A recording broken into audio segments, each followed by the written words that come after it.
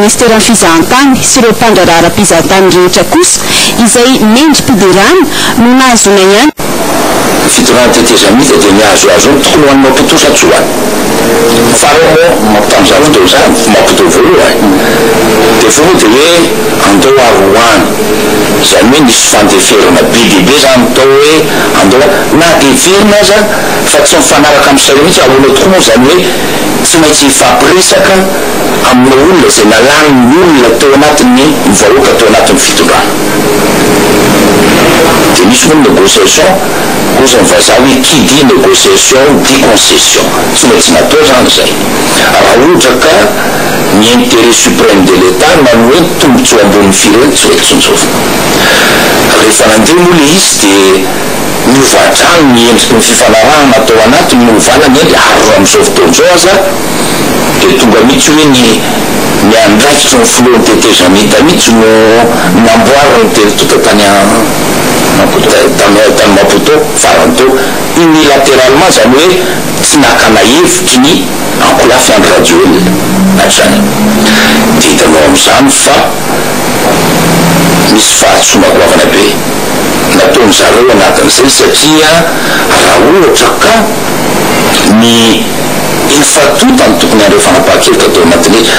le filambany hoe andao hoan'ny fireny ady hevitra ve tsy vita teto amin'ny fireny aloha zay fa tsy maintsy hoany ny fireny fa latsako anatina kadera zarandray zay iny dia efa manahirana be misany azy na hoana tsy maintsy hoan'ny velany ka izy ity misy tetika ao anatin'le izy hoe natao mihitsy anaovana azy any velany mba anaovana fanambaraka isan-karazany rehefa fera ohatra ka tsy mety ny fifanarana dia zay moa izy amin'izao fotoan'izao dia nanao fanambarana moa ny filohan'ny tetezamita omaly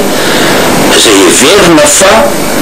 tsy maintsy naverina ny vahoaka ny fanapahan-kevitra zay dikan'iny tsy maintsy averina any amin'ny endriny tany ambolo tao anatin'ny resaka fifanarana araka tamin'ny tolom-bahoaka satria za ihany no laza tamin'ny teto hoe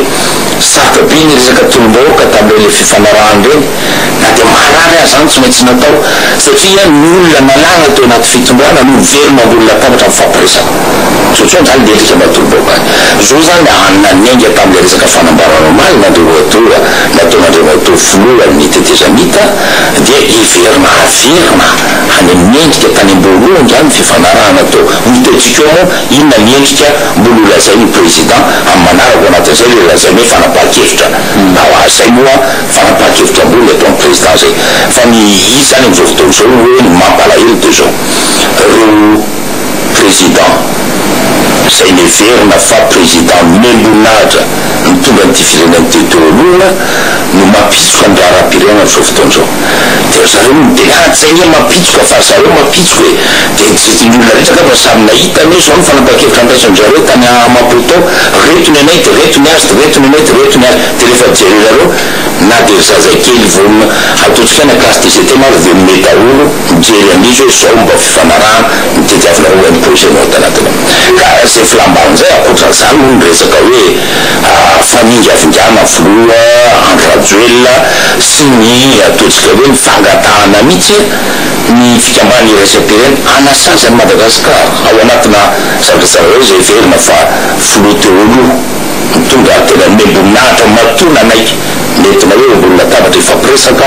no tonga amin'izany fanapahan-kevitra zany eo amin'sehitra resam-pireny dia mamenatra ihany zany ka zay novokanao hoe zay izy mahita ao anatin'izao fa ny raharam-pirenena tsy maintsy ampandehana satria raha ohatra ka mbola mihitsy koa za moto radio pireny teo dia miteny hoe hatramin'ny volana otinakaty ny ngamba ataoko hoe volana ota septembre nandehandeha kely ny am'reza dia misy flotement be matsiravina am'izay no leveo satria miandro daholo ny olona hoe anaona ny fiainam-pirenena any ambanivohitra amin'izao fotoan'izao fa insécurité tsy azo iainana ntsony ny insécurité ny olona mamahantra satria lasa rehefa misy insécurité dia mietsaikana vahoaka ihany koa la crise goavana be eto amin'ny firenena misy toetsaina voleny crise ihany koa amin'izao fotoan'izao dia lasa daholo ny fivoahana milamany rehetrarehetra tsy maintsy averina amin'ireo mengy andraraha-pirenena ary zay mivero hoe fandraisana ndraikitra raisinandreo atoa filoha tetezamita andro kaduel amin'izao fotoan'izao ka zay zany fijerinana amin'ny ankapobeny hoe fanambarana tokony atao ireny na inona teteziny teleny nakolafiny ilany dia zao zavatra tokony atao ary fandraisana ndraikitra tsy maintsy averina amin'ny raharam-pirenena amin'ny laony ny raharam-pirenena ankapobeny sony mirorosaina zany ny vahoaka ina moa tokony ampirosaina azy intsony satria zao nge ny tena marina za miteny aminao fa ny vahoakany nalahelo ihany tamin'le resaka inona ary ty resaka hoe sauve ny fanarahana tamin'le resaka tomboka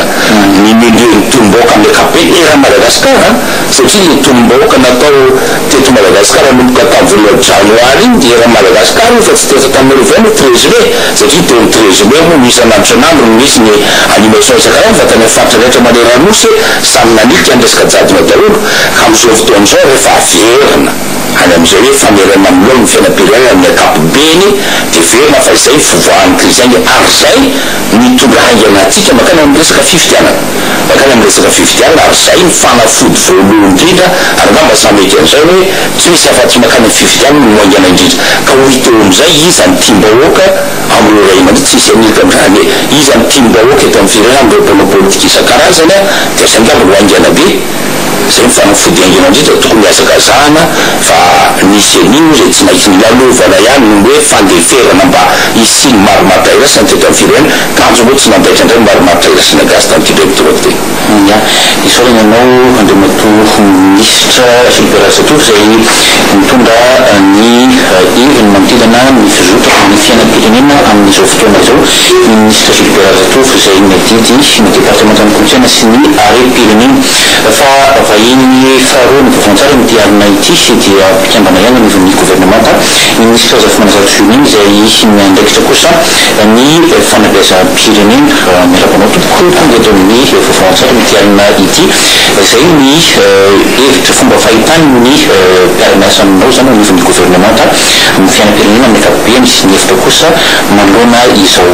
toe-javatra amin'izao fotoana izao voalohany dia manararaohatra ny rahaba vahoaka malagasy zay manaraka ty fandaharana ity ary falikoa miarabana reo mpiara-miasa ato amin'ny télévision nationale nanaiky nampivahiny alay mirahalahy amin'izao takariva zao zany hoe ny zavatra manahirana amin'ireo mitoraka ity dia raha ny adiva ny adina mafy teto amin'ny firenena nisy aby zany hita hoe fampiavanam-pirenena zany hatramin'ny taona 10 hatraty taty amin'ny taona 9 izay nanda hatrany ary nanda tanteraka ny fitirana zay misy teto amin'ny firenena nahatonga ireo mpanao politiky be dia be ray aman-dreny teto amin'ny firenena mitsoapononana voatery hipetraka tany ivelany fa tsy nalaiky ary nanao be sofina sy be marenina misy ny fitanganana sy ny fitondram-panjakana tandrany fitana zany dia noheverina fa amin'ny fitantanana zavatra vaovao amin'ny fanaovana politiky madio ho ametrahantsika ny repoblika fahefatra tena hoe repoblika anankiray ahafahany malagasy mandray anjara feno ary mahatsapa fa zanaky ty Madagasikara ity dia tonga moa zany nanaovantsika ary zay natao ny filohandrony général Ferreira hoe ity ny fitondrana izay nankininy vahoaka malagasy tamiko tamin'ny alala miritolo natao vahoaka tena mikanjany 13 mai sy manerana Madagasikara tsy azomoky zaho samirery ity fitanganana ity fa dia hitona ny tsara sitrako rehetra ny mpanao politika rehetra mba hiara hitantana ahafahantsika mametraka fototra mazava sy fototra lehibe ho ahafahany ty firenentsika ty manana toerany sy anjara toerany eto anivon'izao tontolo zao ka miantsona le mpanao politika rehetra dia manaiky ifampiresaka na dia amin'izay efa mitantana ty ravam-pirenena ty satria manana izay tokony azo lazainy satria efa mitantana sy mitondra ny firenena malagasy dia teraka moa zany ireny fifampidiniana teraka moa ny tombotsoa ny firenena ambony